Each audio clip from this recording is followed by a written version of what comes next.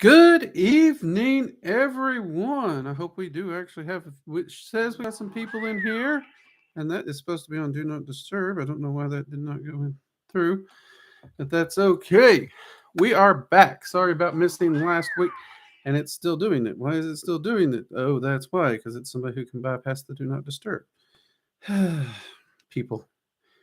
All right. If you are here tonight, please say hello in the chat. I will work to get through some of the announcements. Well, we got some things going on. Hopefully, I do not know. I don't think that muted it. Why did that not mute it? Okay. So we will try. Okay. Hopefully that'll work. You know what? Let's set this over here. Maybe we won't hear it. Okay. We're going to try that.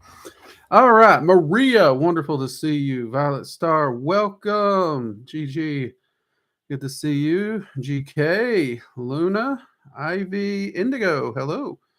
And Jedi, good to see you.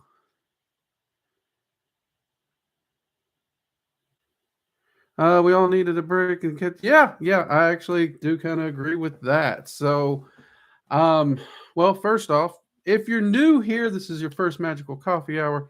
Please be sure to hit the subscribe button and turn on notifications so you're notified anytime we release a video here on the channel or we go live. So you can participate in the live streams.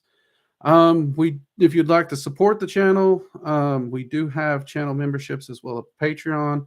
Can give early access to classes, access to members only videos, discounts to classes and workshops. Also gives those nice little members only icons and stuff here in the chat. Also, we are still doing if you do a super chat of $5 and up, whether it has a question attached to it or not, you will be included in a spell working for prosperity and health. So anyone who does a super chat here during the live streams will automatically be included during the weekly prosperity and well-being spell working. Okay. Now, I think that's got most of that out of the way.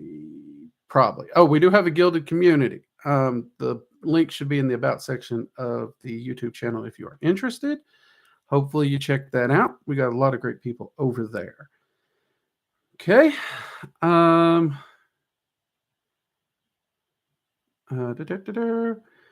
Hey, Jade, good to see you. Perwin, welcome. You're looking great. Thank you. I think it done me good to get away and get a little vacation, which I'm going to tell you a little bit about, because I had a lot of fun. I really did. Got your snacks ready? Good to hear. We had chili today and pork chops, so I got my Working Dragon Mystic mug, which, by the way, if you want any coffee mugs or like the circles and tapestries, you got those at the merch shop. There should be like a merch shelf or something below most of the videos. YouTube's telling me it's there now, so hopefully it's there for you all. All right. Looking great, snacks boy. Hope it's not frozen. I really do. Okay, it does be Spirit Speaker. Hello. Love the name, by the way. Got it back in. Awesome. Great to hear about Star.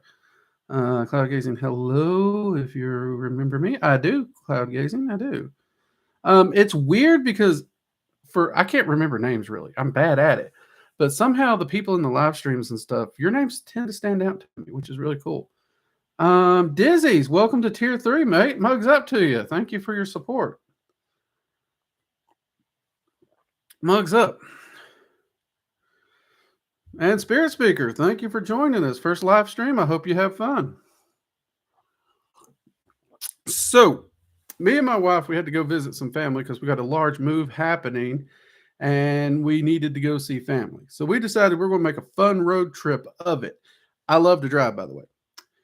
So we ended up in about a week's time, not only managing to visit family, but driving through 7 states, most of which was beautiful mountains. And this time of year, if you get the chance to drive through the Appalachian Mountain interstates, do it. The leaves are changing colors. The colors of fall dominate the interstate the whole way. It is gorgeous. And we had wonderfully clear weather the whole way. I think day one was a 12-hour drive. It did not feel like it. I absolutely enjoyed the whole drive. Just being back in those mountains, and getting to see the interstate and the leaves and the trees and the forest. Um, as much time as I used to spend on those interstates or in those woods, I didn't realize how beautiful it was and how much I missed it. That road trip was really, really needed. Um, and I think I commented to my, she probably got tired of me mentioning how beautiful the trees was and the mountains was and all that. Um, but it was just such a wonderful little road trip. We went up and visited Squirrel. You all seen Halloween up here doing live streams occasionally, which is why she didn't do a fill-in live stream, is because she was having to deal with me. So we did go visit her, and then we drove down to visit more family. So it was a great trip, very much needed, very relaxing. Spent every night in a hotel, almost a different hotel every night, which me and my wife, we love taking time to stay at a hotel. It's just something we enjoy. Gives us a little privacy, a little quiet time away from the general stuff that occupies our time around the house, lets us really connect. So we enjoyed that. Got to check in, talk to my family, had a lot of wonderful conversations, shared a lot of good laughs, actually. Got to see my nieces for the first time, actually. This was the first time I got to meet my nieces. We've been traveling so much. That was kind of cool. But yeah, it was just an overall great trip. Definitely needed to recharge those batteries. You know what I mean? I did do some meditation and some simple workouts while we were in the hotels, but by and large, I tried to really just step back and relax. And as many of you in the Gilded community probably noticed, I poked my head in occasionally to say hi, but I really tried to stay away from the community and the work and everything just to recharge and get away. And that can be a wonderful thing. It really can. Um, I highly recommend it. If you get a chance to get away, even if it's for 2 or 3 days, take it. We don't get a chance to do this often, so we do usually a big one when we do it. But yeah, that's pretty much that. Oh, if you are here and you're watching, hit the thumbs up button. YouTube likes that thumbs up button when you're here. Lets them know you enjoy the work we're doing. Jedi, if you can hit the 75 Appalachian Mountain region in there around Interstate 75, check it out. It's beautiful. We spent a lot of it around West Virginia, Tennessee, and Kentucky, right in that little mountainous area. Though you can go further down in Tennessee, it's still gorgeous. If anyone's ever drove through the Appalachians in Tennessee through the road that's referred to as the Dragon, it is a really, really windy, curvy, uphill, downhill road with scenic stops. My God, if you get a chance and you have the time to leisurely drive it, do it. It's an amazing trip. It really is. And it also let me kind of get an idea for the car and about what I'm going to need to do for the cross country trip we got coming up next year. So that was also a good thing. Now, here's a question I want you all to Jade, art contest. Yes. Very good, Jade. I just realized I started to do an impression from a D&D game. Okay, sorry about that. We are still doing the Halloween art contest. If you have any submissions, feel free to message me at Gilded, message one of the admin, or email them to me at workingdragonmystic@gmail.com. And we will put those in, and they do need to be PG to PG-13-ish. So the ideal is to show them off in a video or even through a couple videos, depending on how many we get. Showcase our artists. So if you are interested in that, make sure you get those in. We will need those before the 29th. Okay. The concept is Halloween and working dragon mystic and the topics we discuss. Okay. Pretty simple. Even if I just get one artist who submits something this year, because I know some of you, like last few years, it felt like no one was going to submit, and then at the last minute, everybody did. But even if I just get one artist to submit something, I'll make sure they get their work showed off. All right. Let's see. You're back. Wanted to ask about maintenance spells. What do you mean by maintenance spells, Gigi? Maria, I'm looking forward to your entry on that, honestly. I know you're one of the people who is very excited about it. But also, who is excited about just the spooky season? It's Halloween. It is fall. Is anybody as excited about it as me? I mean, I'll admit my road trip, the weather was fantastic. And then we got back here to the coast and it got warm again because it's the coast and we're not in the mountains no more. And that sucked. The humidity's down, so that's a plus. But man, I'm going to have to get deeper into fall before it gets more close to the weather I like.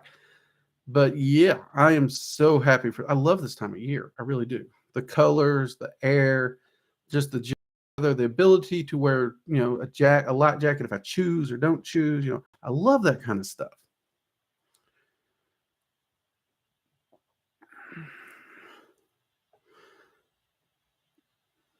Yeah, it's a great season. Okay, Gigi, you asked about maintenance where you cast them every couple of months.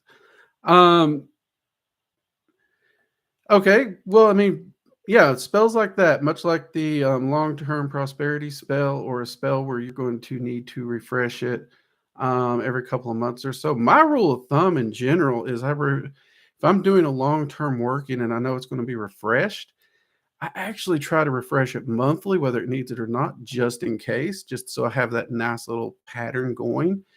That's my personal rule of thumb. And I always put as much into it as I can. Now, if I'm like in the case of the prosperity spell, if I'm using a candle for it, I'll use the same candle over and over and over, constantly putting more and more energy into the candle until the candle. If I'm doing a sigil spell, I will use the same sigil to charge it over and over and over. In those cases, I tend to either have the sigil in a book where it's wrote down, or I'll put it on something physical that is durable. Because I'll be honest, if I had it on a piece of paper on my desk or somewhere, it's getting lost, coffee's getting spilt on it, something's going to happen to it because I'm me. So I make sure it's durable or it's in a book or binder where it's going to be safe. If you have any more specific questions, let me know. Sophia is so much. It is. And honestly, one of the things that I did want to touch on tonight is Halloween. This time of year, this season, not just leading into Halloween, Samhain, but fall in general is a fantastic time to step back. And even going into winter is a great time to step back, do some shadow work, review the past year. What's the progress you made? Where are you wanting to go over the next year? What were your mistakes? What were your successes? Evaluate, do a little shadow work, do some ancestor work. I love to do ancestor work this time of year as well. This is definitely the time of year when I step back and do one of my 2 major shadow workings. And I do actually review the year, and I start looking to plan out the following year. So even though I do my major New Year working at New Year's proper for at least us here in America, Samhain for me is kind of that magical New Year where I start evaluating things, looking at myself, and getting ready for that new start, if that makes sense. I like to get a head start on it, and I use Samhain for that. And I use Yule as my goal for wrapping up anything for the year. I want everything to be wrapped up and done by Yule, which is usually around the 20th, the 22nd, depending on, how things fall that particular year. And then that gives me a few days or a week, to relax, sit back before the new year kicks in and, go at it. So I kind of get a nice little magical vacation in there, if you will. I know it's silly, but I like it.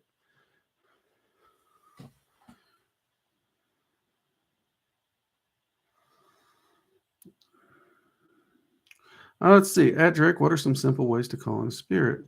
Can I just call out their name and how fast would they arrive? You can just call out their name. However, here's the problem you're going to run into. Spirit contact isn't that difficult. When you call on a spirit's name, it will hear you. Will it arrive and how quickly? That's going to vary from spirit to spirit and you as a individual. Um, and your relationship with the spirits. Some spirits are going to test and see what your resolve is. If you're too lazy to put in the effort to continue to try, they're probably not going to show up. Their name will be sufficient. If you have a relationship with them, you can practically speak their name with the intent, and in 2 to 3 calls, they'll show up. There's no set one on that. But the problem is, can you sense them? Can you see them? Can you communicate with them? Here's one of the things people miss when it comes to spirit communication. They think if the spirit shows up, they don't have to do anything and everything's fine and dandy. The spirit can show up. You won't see it. You won't hear it. You won't be able to communicate with it if you've not developed yourself. And you have to work on those arcane senses. I can't count the number of students that I've seen successfully complete a calling, but not have their senses developed, and they can't see, hear, and they think the ritual did not work at all. So there is that. The hard part is us and maintaining the connection.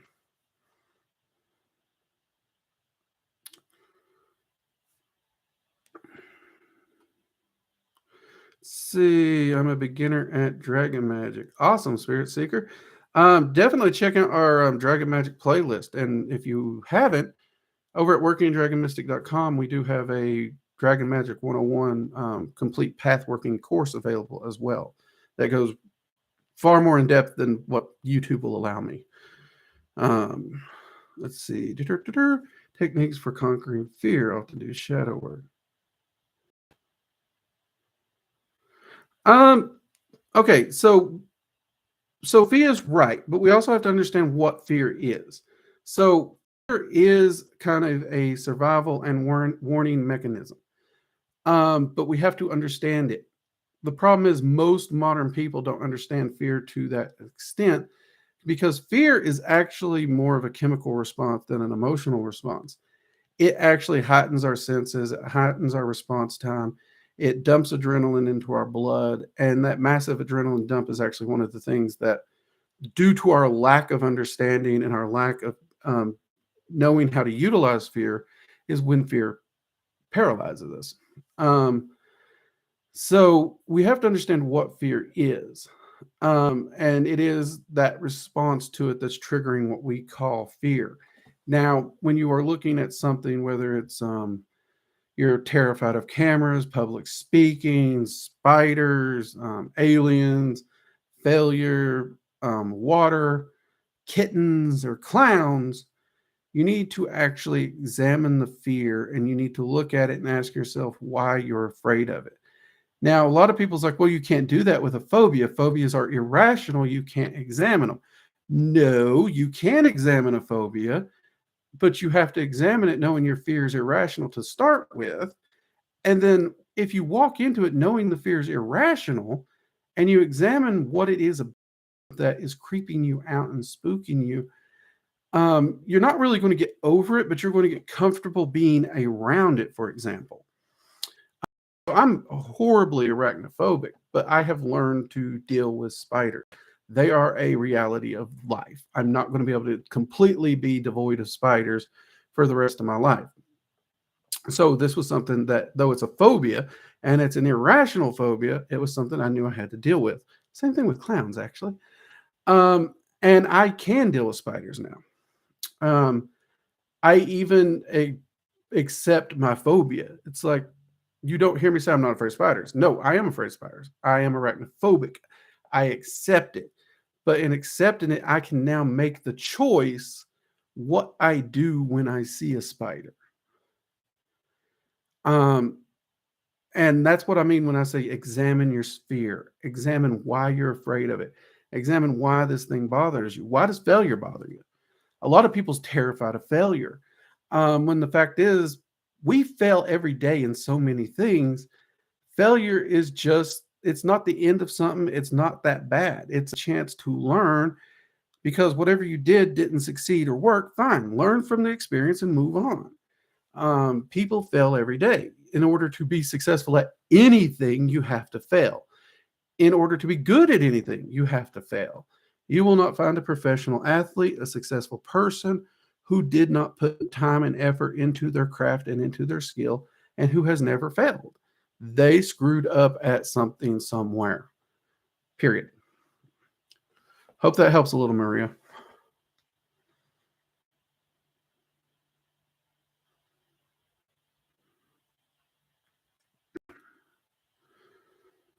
Oh yeah, yeah. Seti's right. Spirits do not owe you a damn thing. If you go into it with this cocky little attitude that a spirit owes you something, and you go into it to demand something, you're setting yourself up for some bad trouble down the road.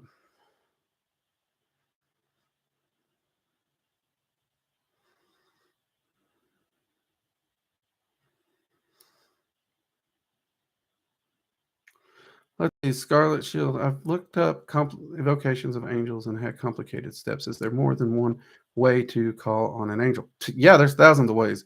Scarlet, there really is. So if you look at like Enochian, that system is extremely complicated. Extremely complicated.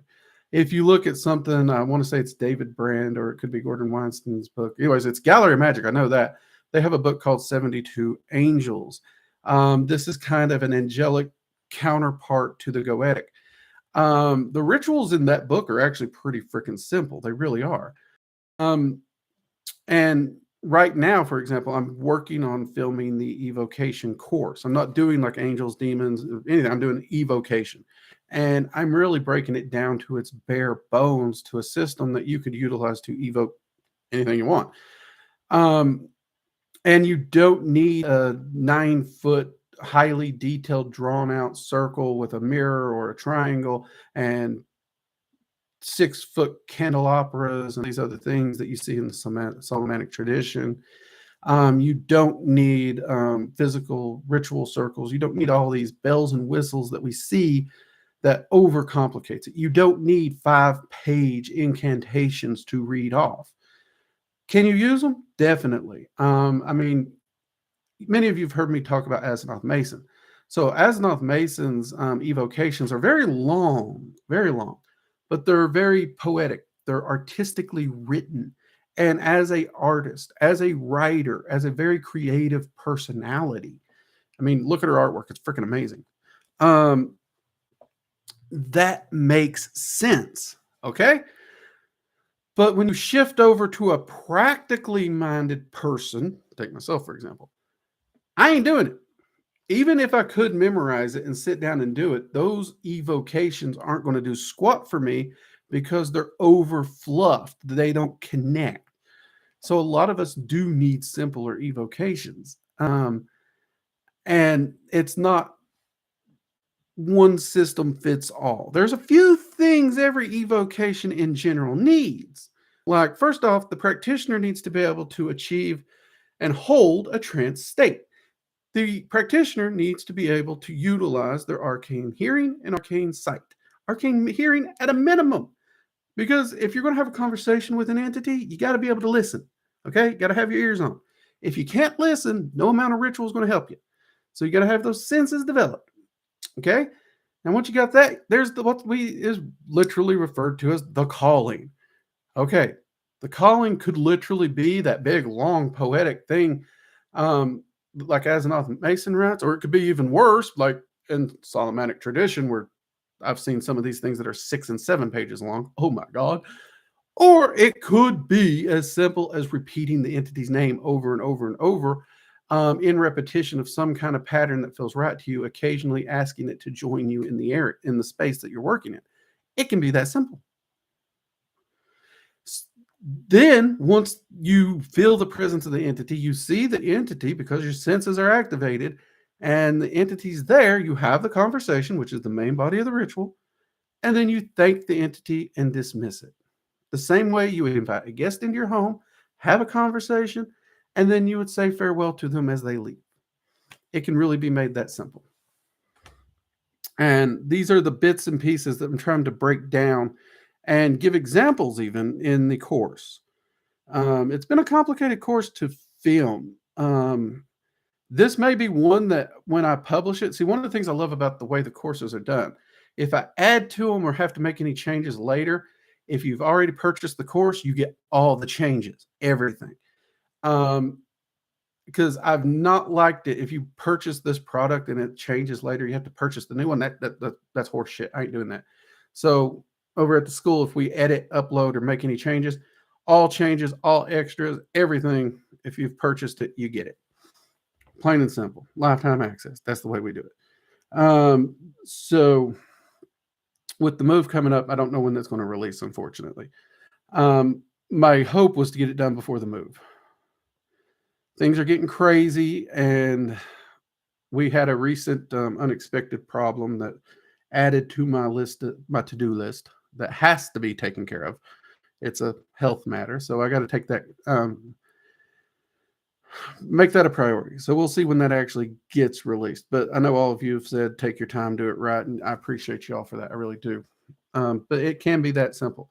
If you are looking for a simple, practical version, check out 72 Angels by Gallery of Magic. Especially if you're looking directly for angels. It's one of the better books for angels that I have found personally, in my opinion, my humble opinion. Hope that makes sense. Let's see.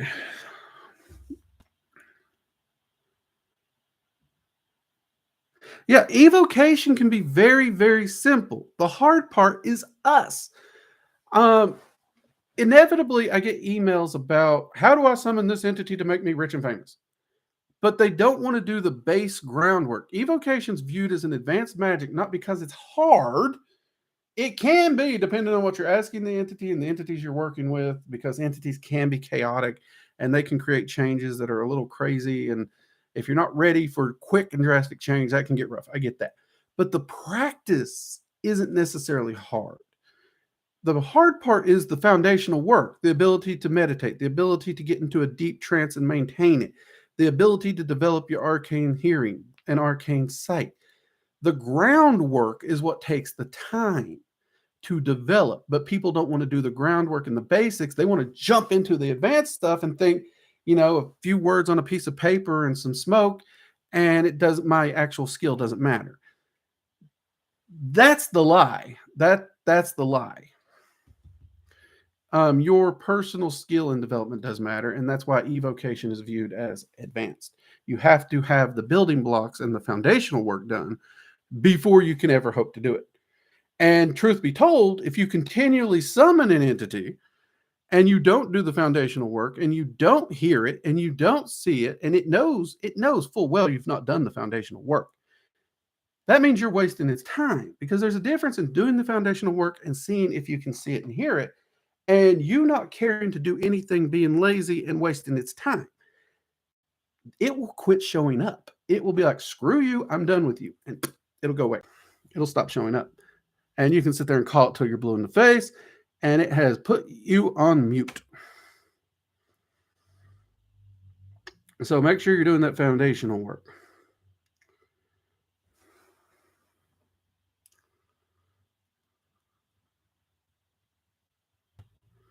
Okay, and if I miss your question, I'm sorry. I'm trying to get through these. I'm trying to answer these, but you guys are asking those good questions today. So, also, if you do a super chat, it flashes it up. Make sure I do see the questions.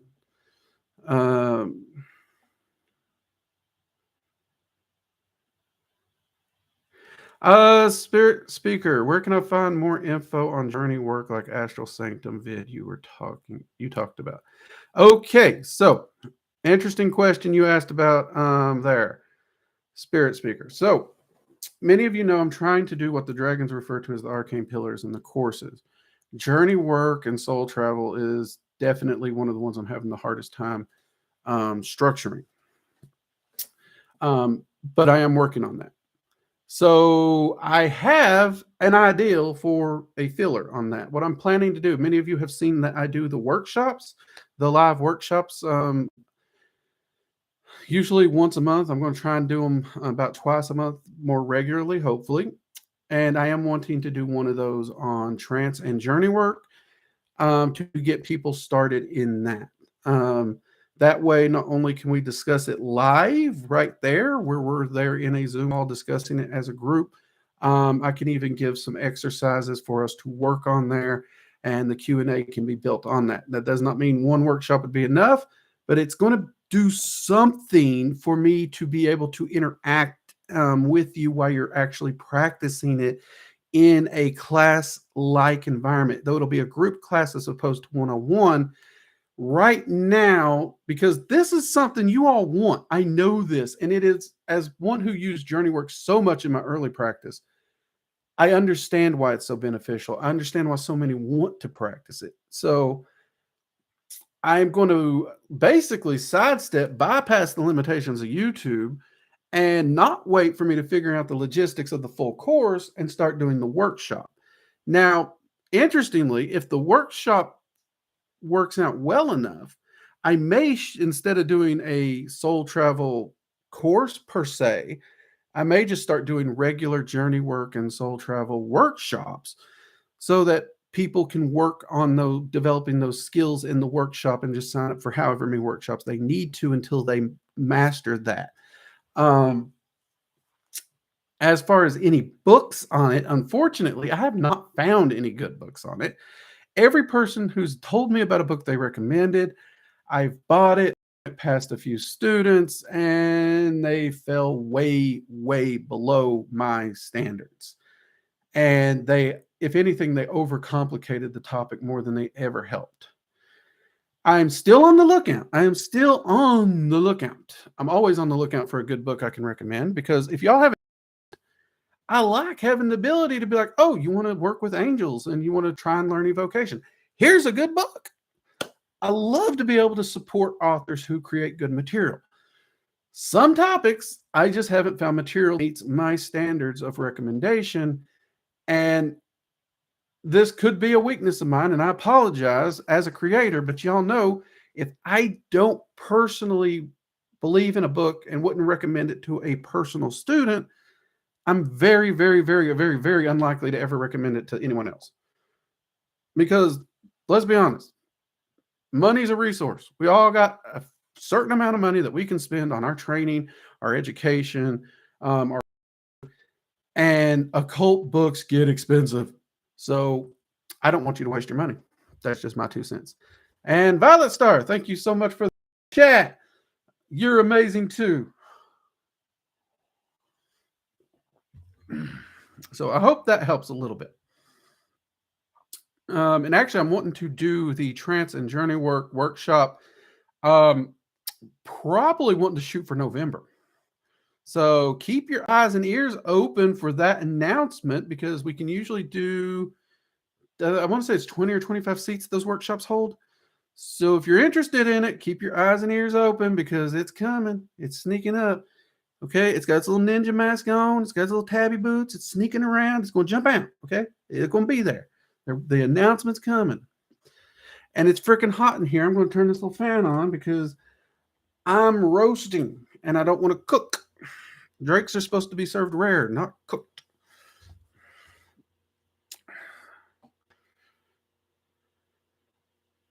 Let's see. Violet Star super chat, say a prayer for me. That whenever lady who's always cranky comes down. Sure will. Violet Star, you got it.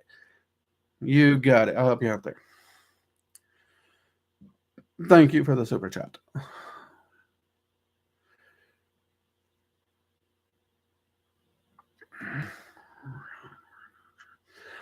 Spirit Speaker, you can check out our videos on meditation.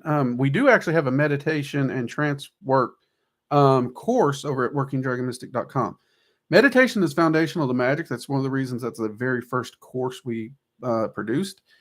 And meditation is a lot more fun than people give it credit. It really is. You can actually use meditation as a form of manifestation as well. So I do highly recommend that.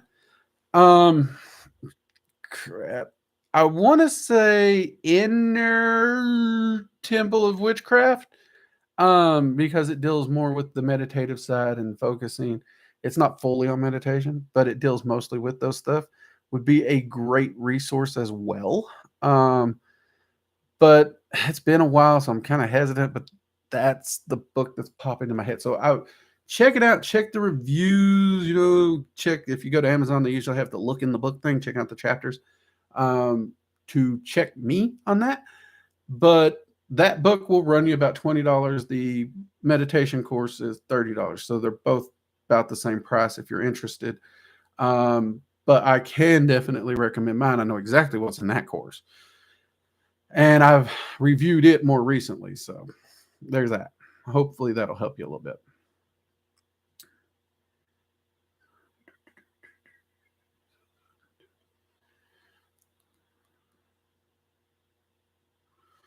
What is the most hardcore material that dragons have taught you?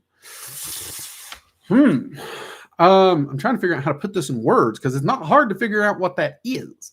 So, okay. I'm going to have to explain it in context because I don't really have a name for it at this point. So if you go over to school, you'll see Dragon Magic is 101, 102, and we got 103 coming. Well, 104, that course is actually the material they've got me grinding right now. In that course is a ritual where you have to do multiple evocations at one time, maintain all evocations perfectly, as the foundational opening of the ritual. And you got all that energy cranking down on you at once. And then from there, you move into another stage of the ritual where you begin to draw in further power and going deeper and deeper down.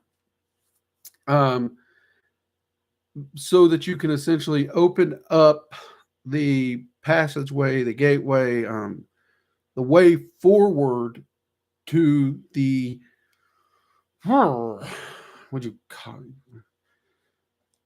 You might call it an inner sanctum. You might call it an exiting of reality. There's so many ways to view what you actually move into at that point.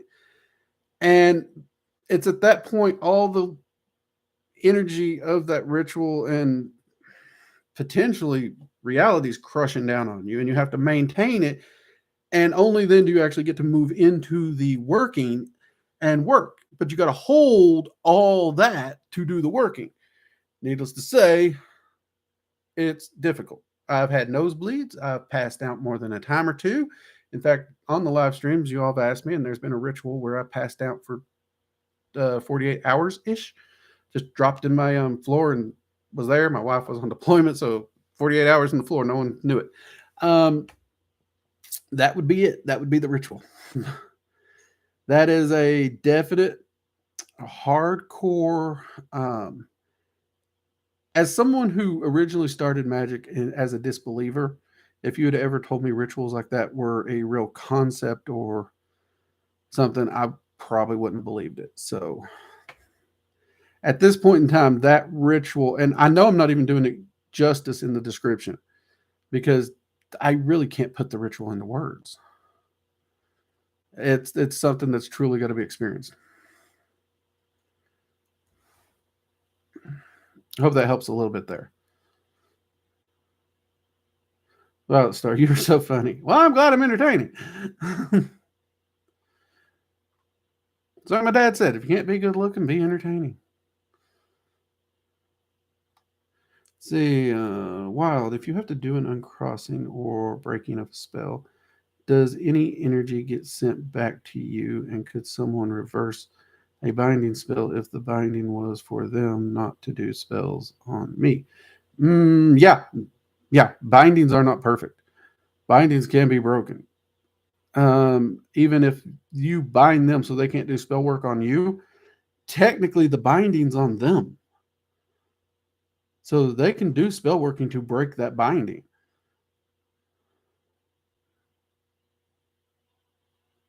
How did I just become an anime protagonist?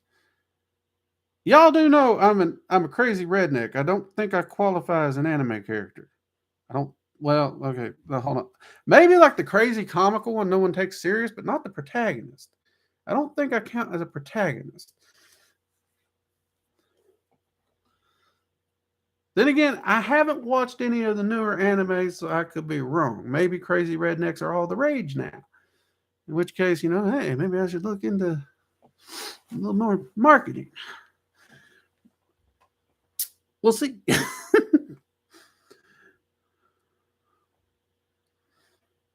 But I will take it as a compliment because you said protagonist, and protagonist usually says compliment. So, anime or not, I'm taking it as a compliment, Gigi.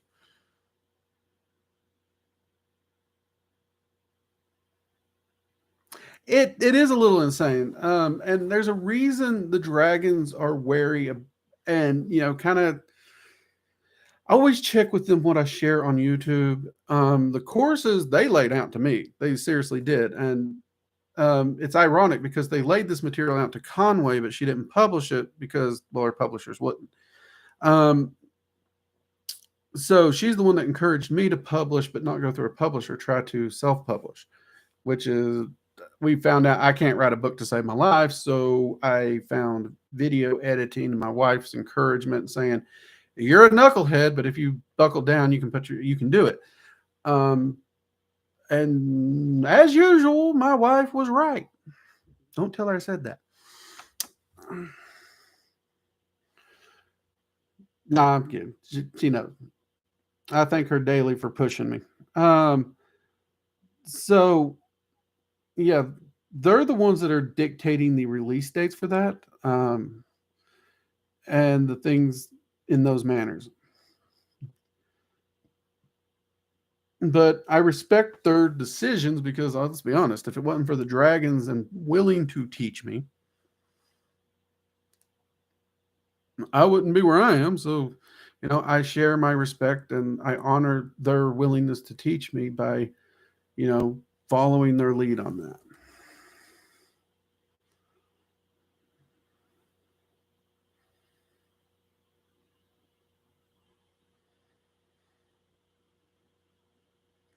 Now, Red Cat, I'd make a pretty good antagonist. I'm a right asshole. I'd make a great antagonist. I can play a good villain.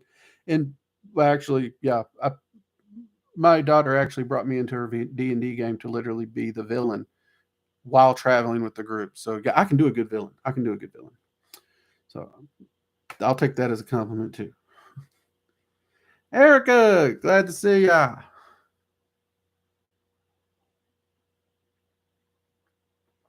Roberto got his sombrero yet? No, Roberto does not have his sombrero yet. We were actually joking about how in the Tarnations, I'm going to say I did not expect Bob and Ace here to become popular. So I had a friend of mine voice Bob, and then y'all was like, "We love Bob." It's like, crap. Now what do I do? So I may actually have to embarrass myself and attempt bad voice acting, which just for those of you know, I don't do voices well. I don't. Practically every voice I do, I think sounds the same, except maybe my Irish dwarf. And that's more, it sounds like me, just Irish, if you really want my opinion. I've been told by some people I do good voices. I've been told by others, it's like, it always sounds like you, Drake. So if I continue the Bob and the bring Ace into it somehow, I'm either going to have to do text or I'm going to have to try and find a way to motivate my voice actor because love him to death. Great guy. Wonderful voice actor. Not highly motivated. But I am actually trying to figure this out for you all. I really am because it is amazing that you all have embraced Bob or Roberto and Ace, which I mean, Ace has his little hat, but the daughter got him his hat. So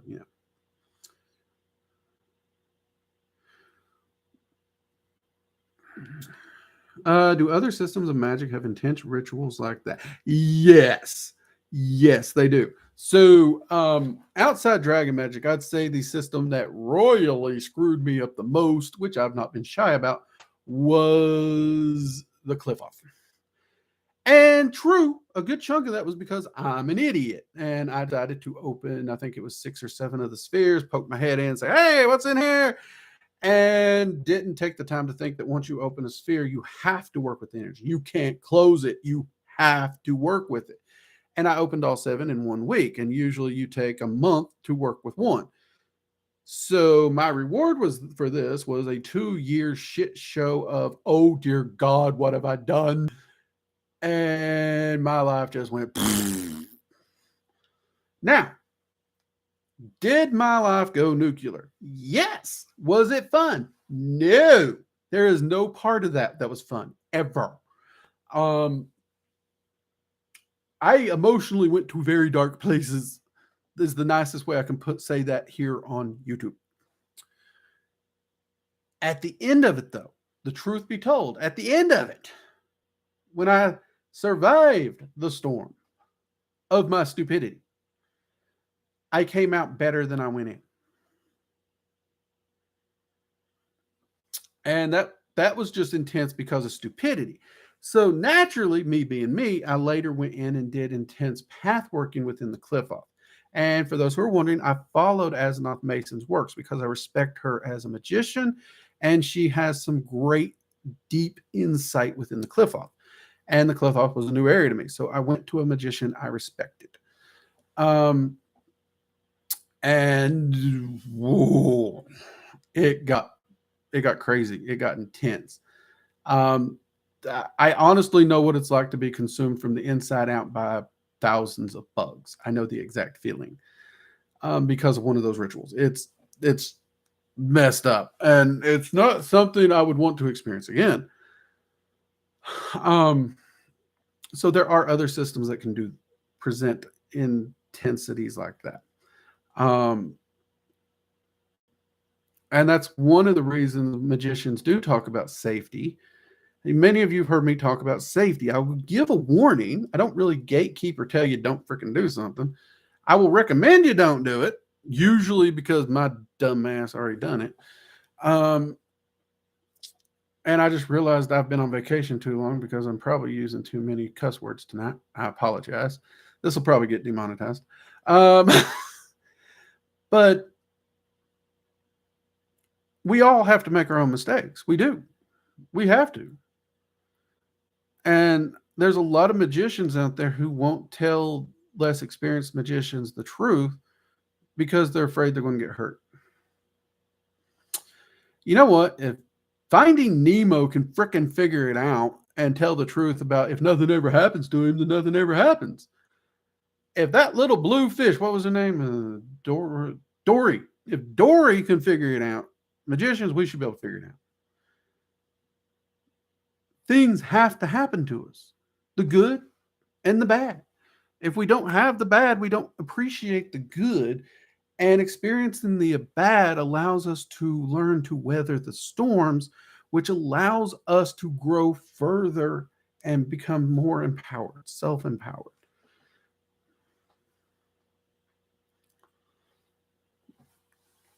Let's see. See what we got here. I know I missed some questions while I was ranting because I'm sorry I ranted.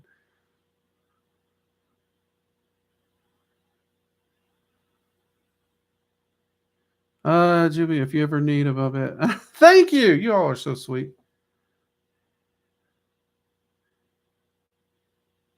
GK Halloween to do Ace. Oh, I will say Halloween is actually wanting to do a female version of Bob. She really is. She actually has it's a pink skull with glitter on it. I know you're all surprised, right? She's actually wanting to try and utilize that. And if she has the time to do it, we're totally going to do it. We're totally going to freaking do it. Yeah. Oh, Fred King, my man. Thank you. I love this question. I love it. Let me make sure I got your name right. Yes, I did. Okay. Is the left-hand path harder than the right-hand path? No. They are different, but equal. Okay? Different, but equal. This is something a lot of people have. And when it comes to a left-hand practitioner or a right-hand practitioner, so many of them get so caught up on which path is better that their egos just start. And it's like being in a room full of bickering women or arguing guys. I mean, you know, guys can be, in some cases, more annoying. But they are different but equal. So, for example, the left-hand path often moves quicker because it doesn't give a rat's patoot about your comfort level. So it's going to throw you into a meat grinder, much like you heard with the cliff off, and you come out on the other side. Oh crap! I hit the mic. Better than you were.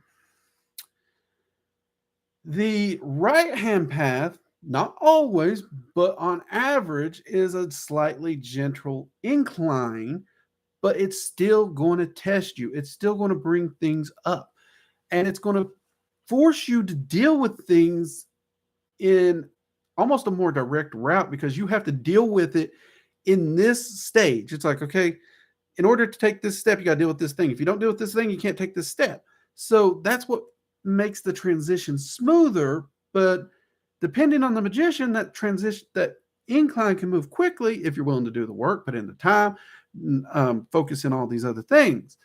A lot of people aren't. So it takes them longer because, it's like, I'll deal with that when I get a chance. The left hand, it's more of a stark incline, but you're not walking it, you're getting dragged up there and hitting all the rocks on the way up. And if you don't want to deal with it, the left-hand path don't care. It will hit you with the rock until you deal with it. So they're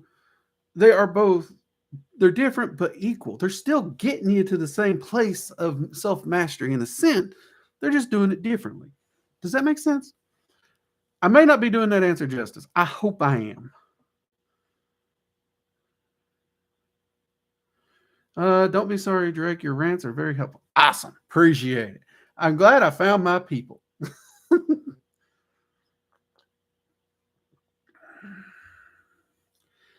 It can be restrictive because you do have to, it feels more restrictive to some because you have to deal with that little piece by piece by piece by piece by piece.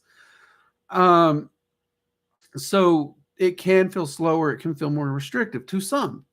Some people enjoy that order, though, that structure. They enjoy it, and it works better for them, and they will actually progress faster in that environment. And then you have others who they don't, like me. I'm a little bit more, hey, I'm going to do the thing and see what happens. And then I get shocked.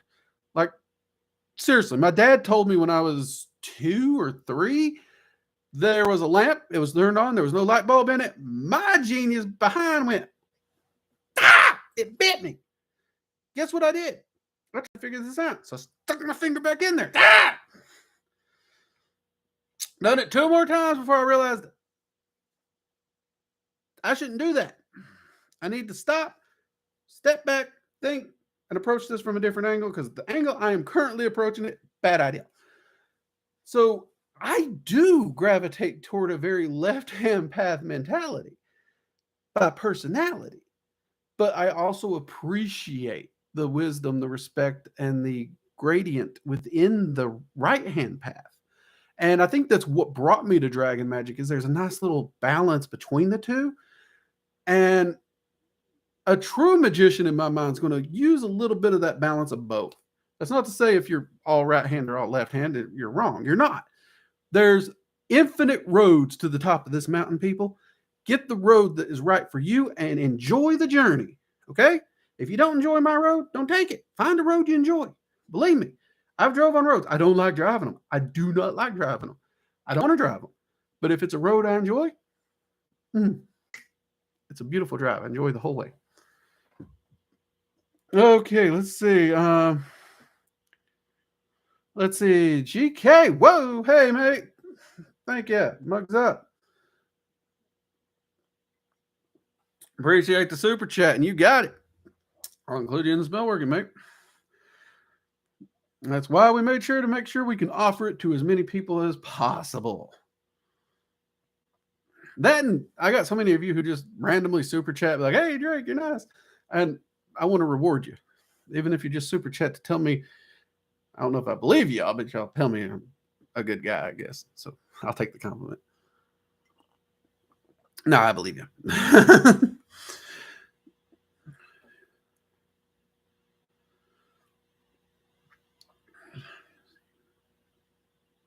Let's see. What's this? Could you elaborate on the wholesaling? The whole thing. I get that demons aren't interested, but I Can't find any info on why that is. The soul has absolutely no value to any entity outside of you. So that would be me going to a man dying of thirst and saying, hey, here's a rock. He don't give a rat's patoot about the rock. It has no value to him. He's dying of thirst. And the selling of the soul is literally a fear tactic of religions, not just Christianity, religions, plural, both pagan, Christian, and further across the spectrums, to fear specific entities or practices. And then later became a myth or legend about how you could manipulate and the sacrifices you could make to gain things if you turned your back on these very said religions. So entities don't want it. They're not going to help you with it. It has no value. It's pointless. You could honestly offer an entity a cup of coffee and it has more value than all the souls on earth to an entity. Can you work with entities? Yes. Doesn't require a soul. Is pact work a thing? Yes. Will never require a soul. And pacts are not selling or binding yourself for eternity either. That's also a myth. So we're dealing with a lot of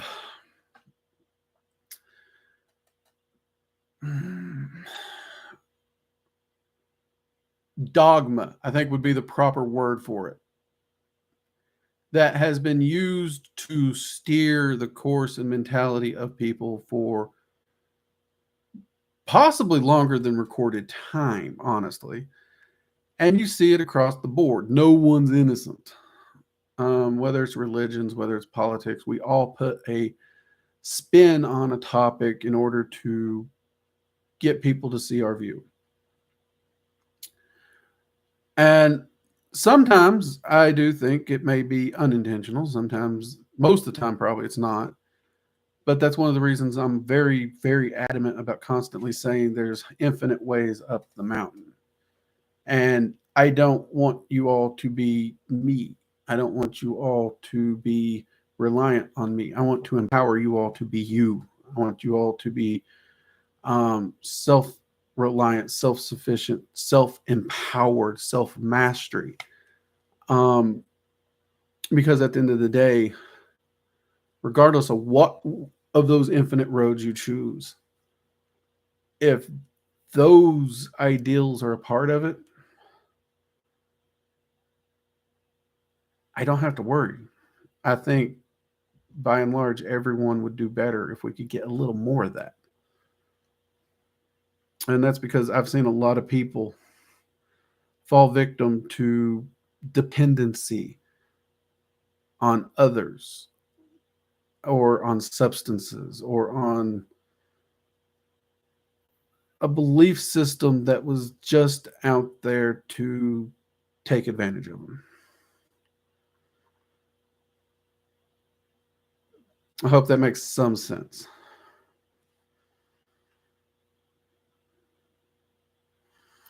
Drake the philosopher tonight. Look at me. I'm getting all fancy here. All right. I'm going to have to get me a suit and tie now. I'm a philosopher. I'm philosophizing up in here. Appreciate that, Carmen. No, I would not call the Clifothic entities malevolent at all. In fact, of all the Clifothic entities I've worked with, none of them would qualify for that term for me. In fact, I would say the only malevolent entities I've met were human spirits. Do they view the multiverse different than we do? Definitely. Do they take a very direct, primal, or harsh road to a goal? Yes, they take the shortest distance. They're going to take the most direct path. I would definitely refer to them as primal. Primal, definitely. Never malevolent. Some are more chaotic, but all definitely have that raw primal to them. see, Universal New. I'm so grateful for your channel. I've just connected with my guardian and co-dragons. Our ability together have taken my practice to the next level. Great things coming. Awesome to hear. Mugs up. Glad the channel has been of help to you.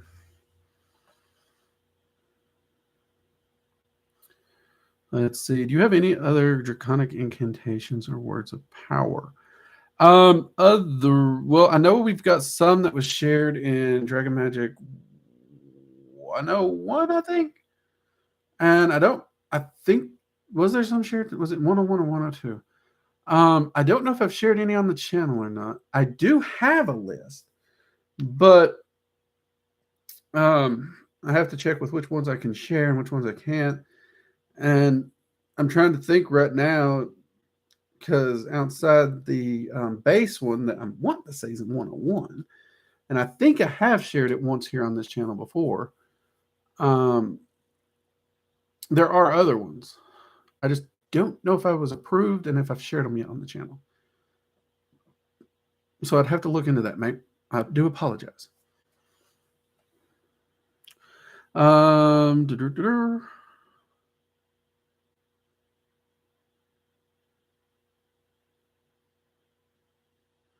No, they actually don't want to feed on you either. That's actually another myth. Most entities, yeah, we're not sustenance to them. They actually enjoy working with us because while we're connected, they get to experience the physical realm, which is something they don't get otherwise. You need a physical body, you need a physical vessel to have a connection and to experience the physical realm. This is something they don't have, and this is something we take for granted.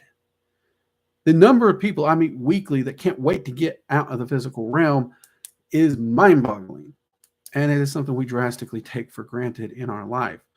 And that is ultimately one of the things that they do get from working with us, is they get that opportunity to get a small taste of the physical realm for a short time. But they also do actually want to see humans be everything that we can be. And that is a lot more than what we are doing. Humans, on a scale of what we are capable of and what we are currently managing, is abysmal. We're really dropping the ball. We really are. And it's sad, in my mind anyways. Some people might be happy with what we're doing. I don't know. I'm not going to pass judgment. I'm just going to focus on me and try to be a better me every day, and hopefully lead by example should others attempt so. Let's see. So basically, human souls are magic. Oh, God.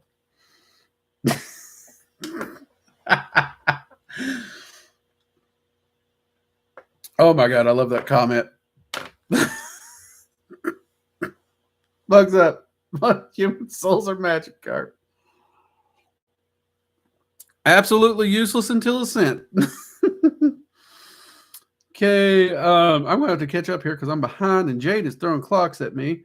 Guess I'm stuck on why souls are so invaluable. They're invaluable because they serve no purpose to anyone but us.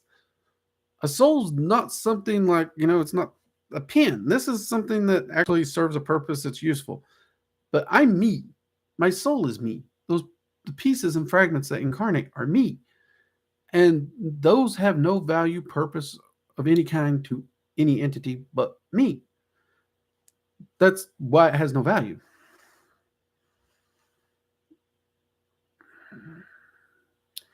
Erica, go check out the Dragon Magic list. We have a few videos in there on the Dragon's Flame ritual that will help. We also have a video on how to find your guardian dragon. Also check out our basic meditation video and Arcane Sanctum video. Those would be a great place to start if you're wanting to work with dragons.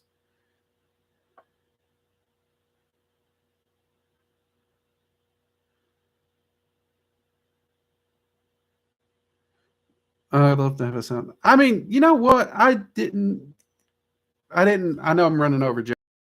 You're right. A lot of people get their panties in a twist. And again, that comes down to dogma. These are people who haven't actually taken the time to do any research. And it really burns my butter when it's a pagan, because how many demons are just called demons because another religion decided we don't like them, we want you to worship our guy, so we're going to call your guy a demon. Did you know Yahweh is actually referred to as a demon in some religions? Yeah. Demon is a term we humans place on these entities. They're not just, it's not like good and evil. That's the concept of humans.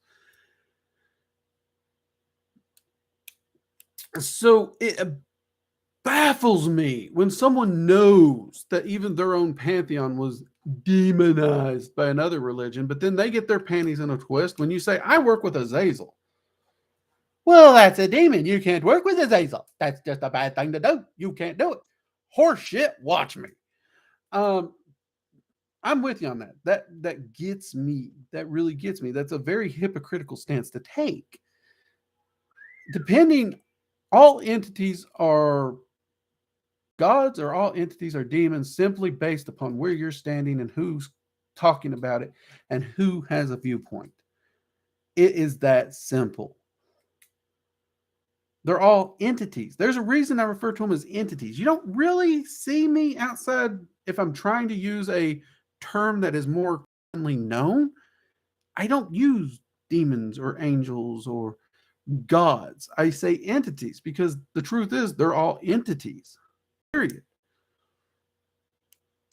Hope that helps. And there, see, look. Now she's throwing more clocks at me, people. All right, peeps. I'm going to have to pop here. We'll try and tackle a few more of these questions next Sunday because I will be back next Sunday. I'm not going on vacation again. And I absolutely have had a blast. I missed you all so much last week. I really did. So yeah, you all have a wonderful night and a wonderful week. And I want to say, this is off the top of my head memory. We know this sucks on me, but I want to say for those of you who are interested in the lesser banishing ritual of the pentagram draconic version, I really, really, really, really think that comes out Tuesday on the channel. Okay? So if you've been waiting on it, make sure you're watching the channel Tuesday because that video is coming. All right? Everyone, you take care. Have a wonderful week. Stay safe. Keep practicing. Keep making that step forward. Even a small step is a small step. If you have to hold your ground, hold your ground. If you fall down, dust yourself off, learn something from what you fell on, and keep on going. You can do it. I know you can. All right. Take care. Good night, and bye-bye.